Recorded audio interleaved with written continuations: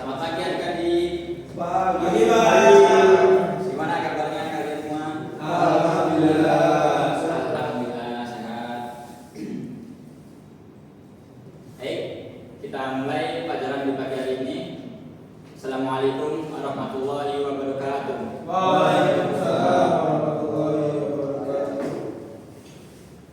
Sebelum dimulai, alangkah baiknya Mas Dika membuka pelajaran di pagi hari ini dengan bacaan basmalah dan doa belajar.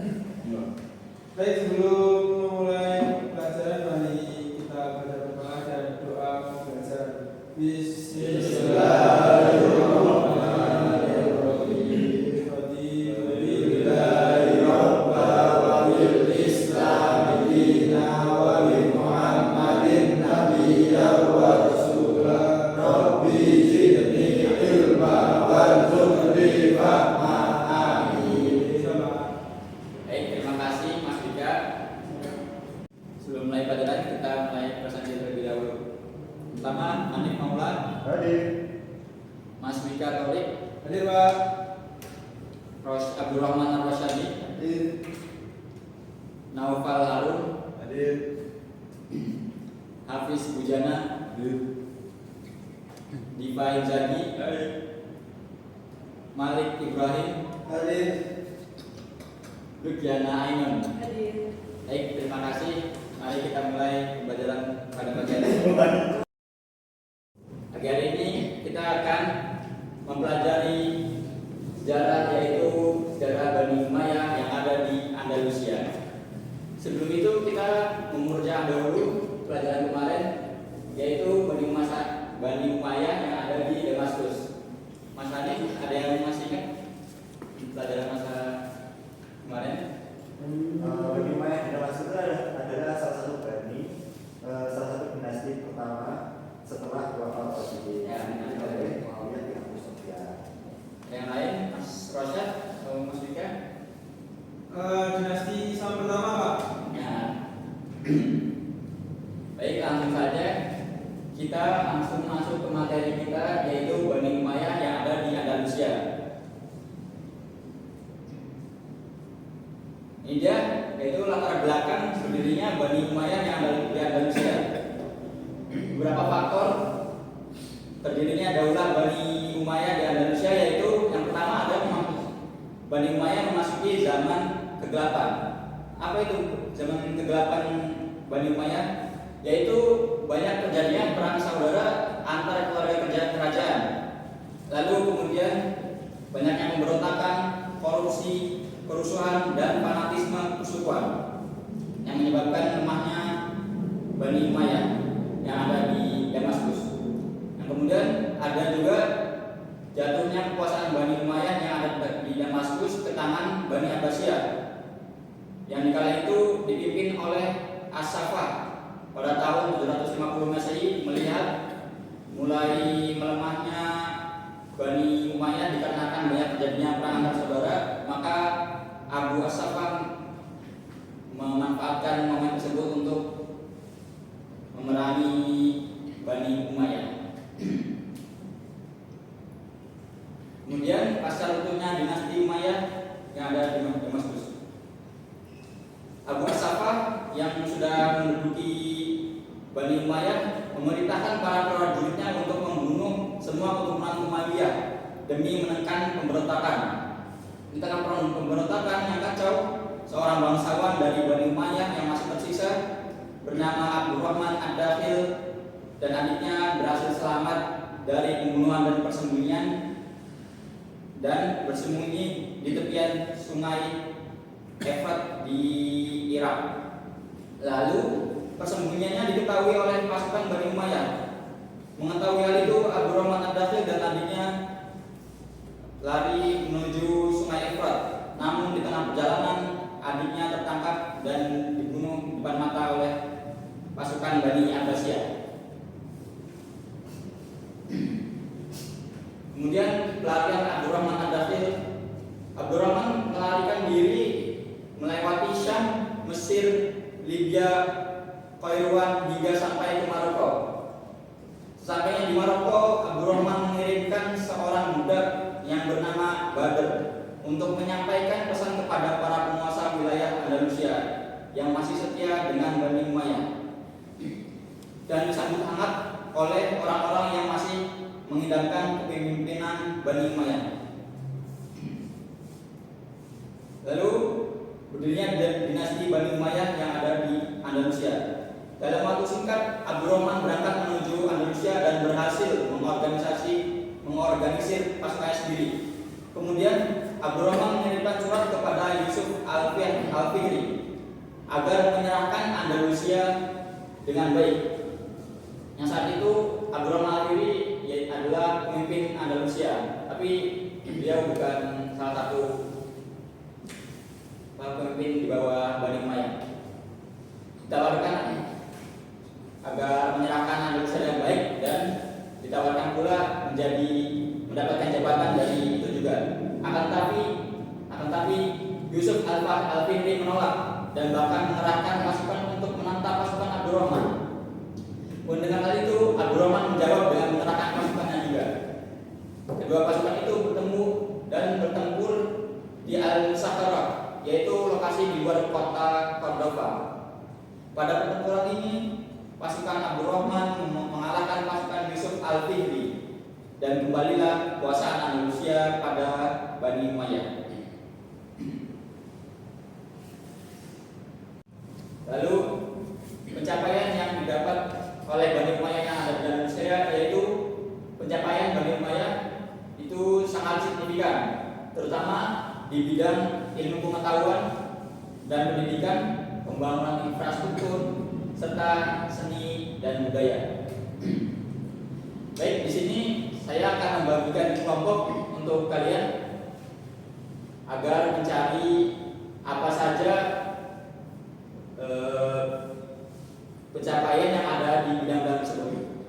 Untuk kelompoknya saya bagi 3 kelompok, yaitu Mas Hanif, pertama Mas Hanif, Mas Torik, dan Mas Rosyad. Kelompok 2 berisikan Mbak Diana, terus Mas Naufal, dan juga Mas Malik. Kelompok 3 mungkin karena siswanya sedikit, hanya Mas Diva Izagi dan juga Mas Hafiz. Monggo silakan dikerjakan tugasnya.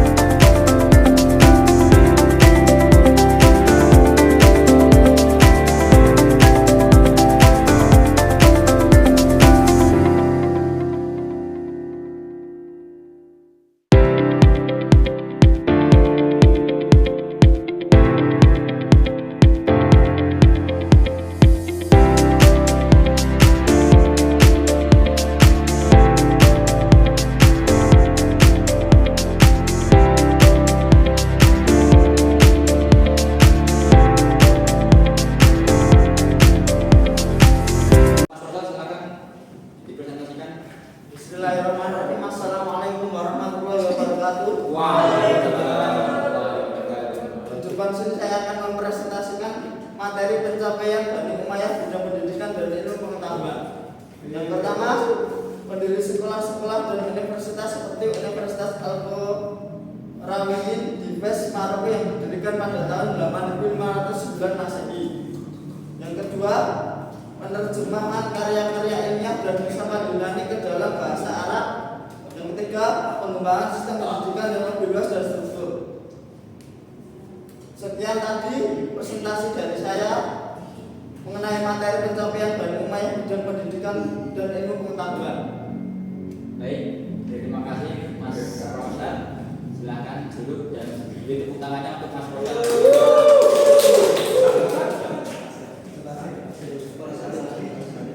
Salah satu ulama yang terkenal di masa Bani Umayyah yaitu yang terkenal adalah Ibnu Sina yang disebut Bapak namanya Bapak Dokter. Nah, ya selanjutnya kelompok 2, silakan.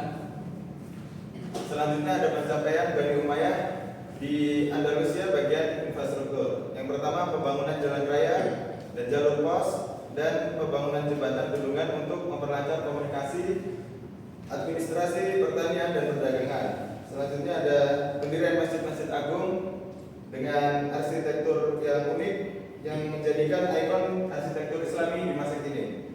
Selanjutnya ada pembangunan kota-kota serta perbaikan sistem transportasi dan keamanan jalan pada pemerintahan Damaskus di kota-kota provinsi dan juga bagian-bagian terpencilnya, sehingga menjadikan transportasi dan antar wilayah menjadi lebih aman dan cepat. Terima kasih. Terima kasih Mas Naufal. Beri tepuk tangan untuk Mas Naufal. Selanjutnya kelompok 3 silakan mengirimkan perwakilan kelompoknya untuk presentasikan tugasnya.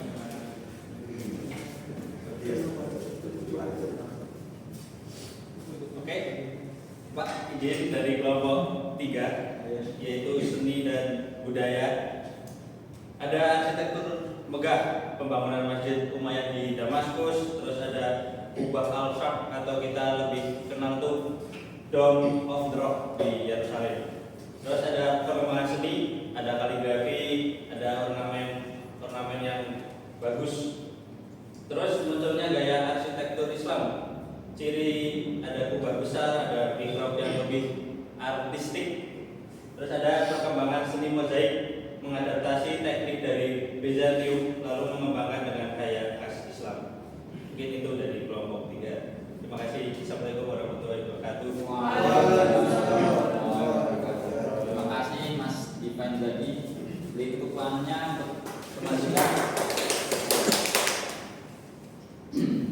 Mungkin segitu saja pembelajaran kali ini. Yang bisa kita ambil dari pembelajaran kali ini adalah bisa kita ambil seperti kisah tadi Abdurrahman Ad-Dakhir yang tidak menyerah dan selalu. Mas Rosan silakan dipresentasikan. Bismillahirrahmanirrahim. Assalamualaikum warahmatullahi wabarakatuh. Waalaikumsalam warahmatullahi wabarakatuh.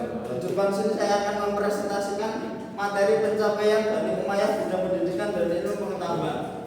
Yang pertama, pendiri sekolah-sekolah dan universitas seperti Universitas Al-Qarawiyyin di Fes, Maroko yang didirikan pada tahun 8509 Masehi.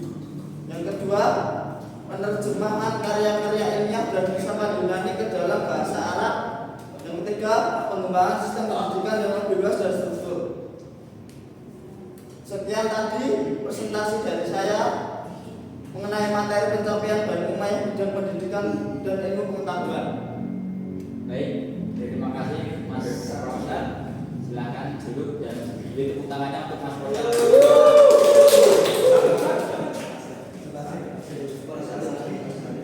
Salah satu ulama yang terkenal di masa Bani Umayyah yaitu yang terkenal adalah Ibnu Sina yang disebut Bapak namanya Bapak Dokter. Nah, ya selanjutnya Bapak silakan.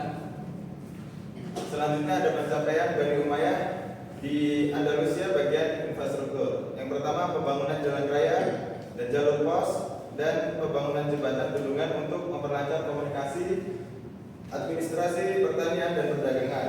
Selanjutnya ada pendirian masjid-masjid agung dengan arsitektur yang unik yang menjadikan ikon arsitektur Islami di masa kini.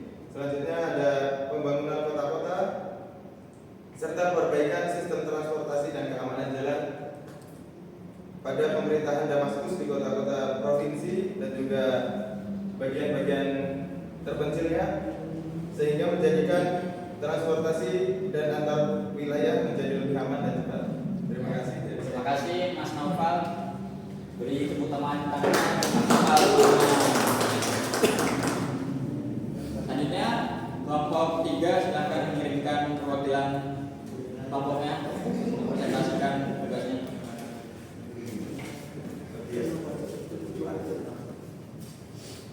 Oke, Pak, izin dari kelompok 3 yaitu seni dan budaya. Ada arsitektur megah pembangunan Masjid Umayyah di Damaskus, terus ada Kubah Al-Sham atau kita lebih kenal tuh Dome of the Rock di Yerusalem. Terus ada pengembangan seni, ada kaligrafi, ada ornamen yang bagus. Terus munculnya gaya arsitektur Islam. Ciri ada kubah besar, ada mihrab yang lebih artistik. Terus ada perkembangan seni mozaik mengadaptasi teknik dari Bizantium lalu mengembangkan dengan gaya khas Islam. Mungkin itu dari kelompok 3. Terima kasih. Assalamualaikum warahmatullahi wabarakatuh. Terima kasih Mas Divan Jadi. Beri tepuk tangannya untuk kemajuan. Mungkin sekian dalam pembelajaran hari ini yang bisa kita ambil dari pelajaran kali ini, yaitu seperti sang pendiri Bani Umayyah yang kita kenal menyerah walaupun sudah diburu sampai ke kota Andalusia. Untuk tugas di rumah bisa lihat langsung di depan, yaitu membuat ringkasan tentang Bani Umayyah Andalusia dari awal berdiri hingga akhir untung. Nanti dikumpulkan di pertemuan selanjutnya. Kenapa Mas Rosel? Ada yang ingin ditanyakan Mas Rosel? Tidak ada. Atau yang lain? Ada yang ingin ditanyakan? Cukup Pak. Baik semuanya, terima kasih atas pada hari ini.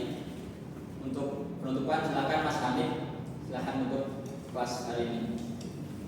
Baik teman-teman, berdoa mulai.